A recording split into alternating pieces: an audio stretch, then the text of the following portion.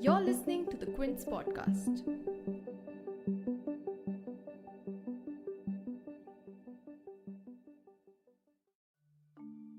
An IPL auction is what kicks off the IPL season each year, and 2022 is no different with the mega IPL auction slated to take place on 12th and 13th of February.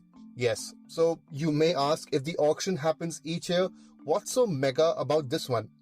Well, for starters, up to 217 players can be bought in this auction from the list of 590 that has been shortlisted by the BCCI.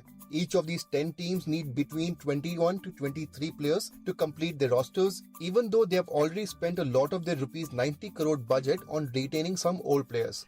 Rohit Sharma, Virat Kohli and Dhoni will continue to play for their old franchises, but KL Rahul made it big by switching teams and is now the joint highest earning IPL player with his rupees 17 crore a season paycheck from the Rising Lucknow Supergiants. So does that sound mega enough? But that's not all. There are still some players like David Warner, R. Ashwin, Shreyas Iyer, Pat Cummins who are set to go under the hammer from the list of 590, of which 370 are Indian and 220 are international players. Now, does that sound mega enough? Anyway, in today's episode, I will try to take you through how the IPL auction will work with 10 teams in the fray now, how competitive it can get, and the big question, who are the most valuable players going under the hammer this year? For this, I spoke to Amrit Mathur, a sports commentator and former COO of the Delhi Daredevils. You're tuned in to The Big Story, the podcast where we dissect the headline-making news for you, and I'm your host, Himmat.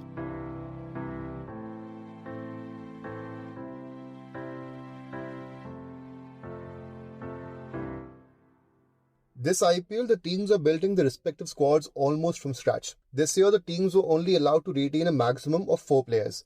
Each team was given a purse of rupees 90 crore, and a team which has retained 4 players had rupees 42 crore deducted from their purse. The first player choice retention cost the team rupees 16 crore, the second choice player cost them rupees 12 crore, and the third and fourth choice players cost them rupees 8 and rupees 6 crores respectively.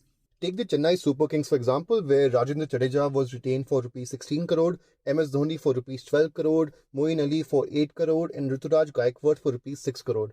But some teams have also retained only 3 players like the RCB, SRH and RR. With these reductions now, everyone else is going into the auction pool. However, the fight is expected to be very intense, with the big hitters to be bought for big money. But how exactly does an auction work? And how competitive do they get? We took this question to Amrit Mathur, a sports commentator and former COO of the Delhi Daredevils, who knows the ins and outs of an auction room. He breaks down what the atmosphere in the room is like before the first hammer goes down. Well, the auction room, when you enter with every team and the sort of think tank, there's a sense of expectation, there's a sense of uncertainty. Everybody's come prepared with their plans, but you never know how auction works because of the dynamics of bidding and people wanting the same player. So there is a sense of comfort because you know the other owners, you know the other teams. At the same time, you know it is going to be competitive. You might be vying for the same players. So if there's uncertainty, there is expectation, there is a bit of nervousness because you made his plans for your teams and they might clash with somebody else's. You might lose out. So all in all, very exciting to be there. Each team is allotted a table according to a draw of lots. So whether you're front, you're at the back, that's also a matter of the tables are allotted to a team. So that is the first thing that happens. It happens actually the previous day. Yeah. When you're allotted tables and you go there. I think this year 8 people are allowed on the table, maybe 10, not more.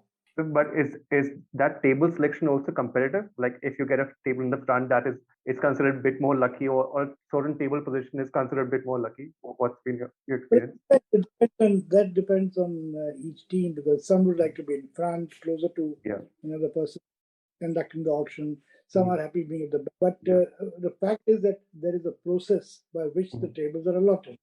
Okay. And do you, as a team, also know which player will be more valuable, or this player will have a lot of competition when it comes to, or like let's say the Daredevils know that there's a player that Chennai also wants, So we have to look out for that. We have to outbid, or there is a ceiling also that you have. So what's the game plan which normally goes into when you head to an auction? Actually, all of what you've said, Mm-hmm. you go there. Now, this is a big auction where you only 3 or 4 retained players, Mm-hmm. and your squad is supposed to be up to a maximum of 25. Mm-hmm. So each team is looking for maybe 20, 21, 23 players. So you have a huge list. You may be going there with 50 options according to different skill sets. So you have, say, for opening batsmen, you have maybe 5 options. Option 1, 2, 3, 4, 5. Internally, you've done your numbers and you know how much you are willing to bid for a particular player. For instance, if it's Shreyas Iyer, a team may decide, okay, I'll go for him. I'll go for him up to 15. So when the bidding starts, you're preparing Yeah. to be in the race for that particular player up to a certain ceiling. Now, he might be of interest to 2, 3 teams, so the bidding goes up. And if you're desperate, then you might even exceed the limit you've set for yourself. So it depends. Also, what is important is the sequence of by which the players are offered. If suppose you're looking for a particular player and he's offered in the auction very late, so which means that you would perhaps have to pass others who are on offer before him. Now the danger in that is you pass the others, and when it comes to your particular player, you might lose him. So then you're stuck. And I'm also guessing that you have to make sure that you have enough money in your purse as well till the end of the auction too, if the big player that you're waiting for is coming at the end, right? Yeah, if Yeah. you're waiting for the big player, it's your money. Yeah. But thing is, now in a big auction like this, where you're looking for 20 people or something. Earlier the smaller auction, you were going only for some replacement or an additional person or a backup, player. But here you're building an entire squad, so you need 4 fast bowlers, you need Indian talent, you need foreign players, you need finishers, you need wicket keepers, you need backups for your main players, and don't forget, basically you need 7 Indians to play in the 11. Yeah. So if 7 have to play, your pool of Indian players will be at least say 15. Because somebody might get injured, somebody may be out of form. It could be a backup. It could be depending on the pitch. So the key is to build the right set of Indian players.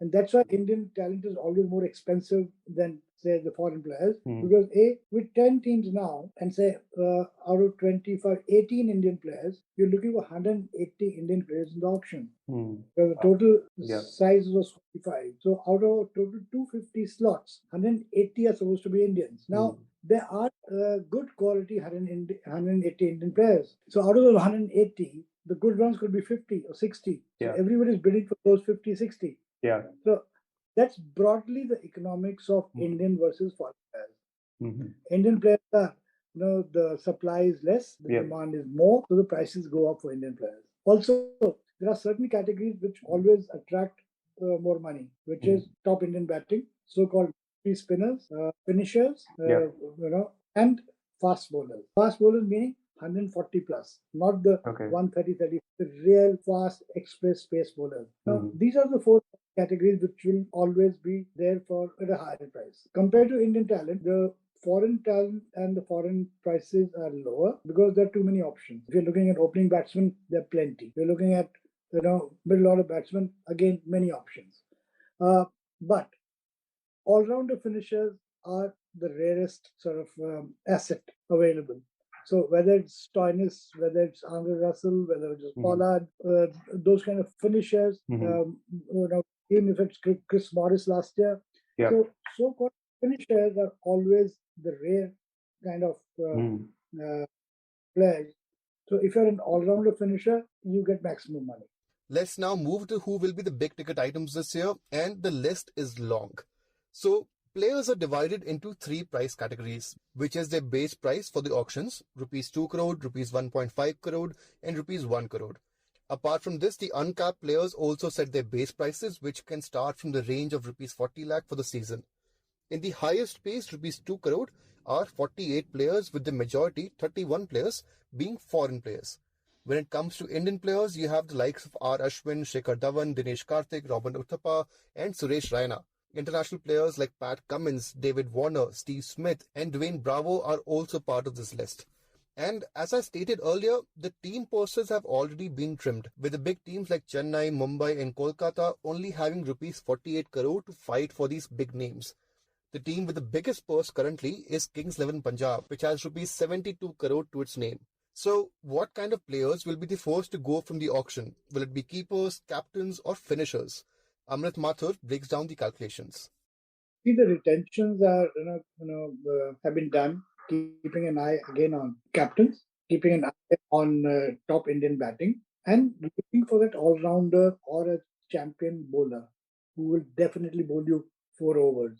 Somebody like Rashid Khan, you want him. Similarly, Sunil Narayan and Varun Chakravarti with KKR. So you obviously want your best Indian talent to stay with you. And if you have somebody who can be captain, you retain it. Now, KKR didn't have a captaincy option with them. So that's why they're looking for a captain. Kings will be looking for a captain because Rahul has moved on. I think Hyderabad has made a decision of nominating Kane Williamson as captain because that's why they've retained him. The teams which are looking for captains will obviously pay a lot for them. Yeah.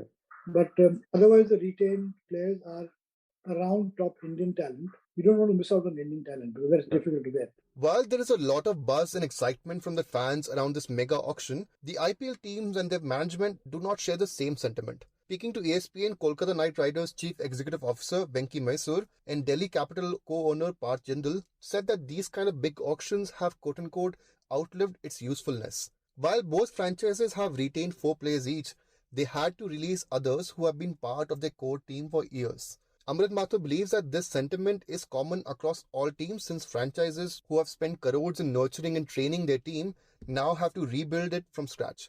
He adds that there is a big sponsorship stake also dying when big auctions like these occur.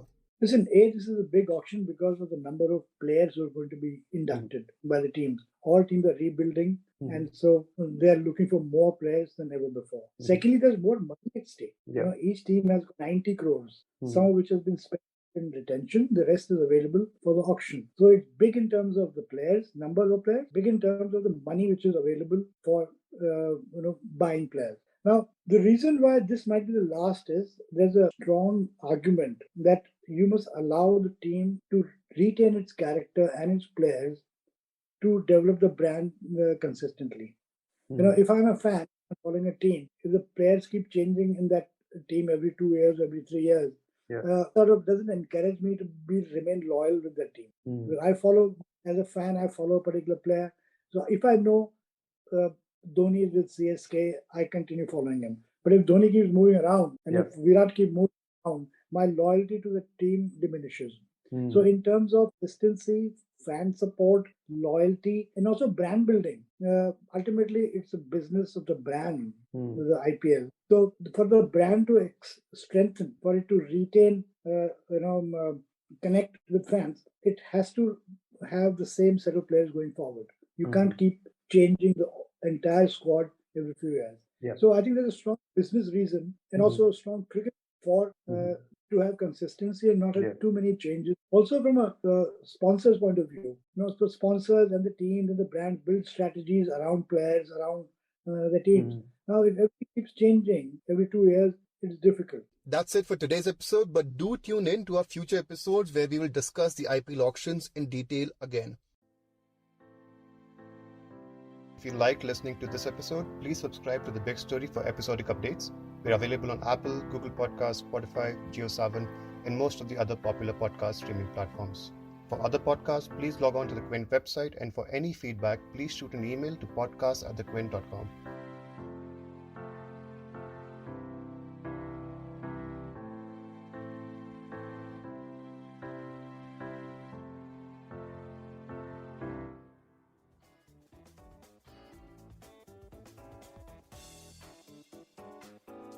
Thanks for listening.